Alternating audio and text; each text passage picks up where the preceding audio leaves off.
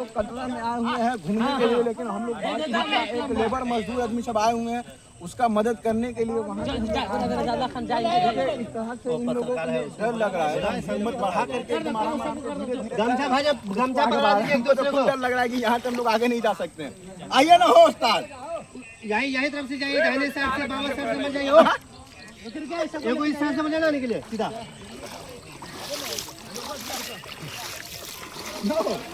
नहीं होता है। अच्छा नहीं होता हमारे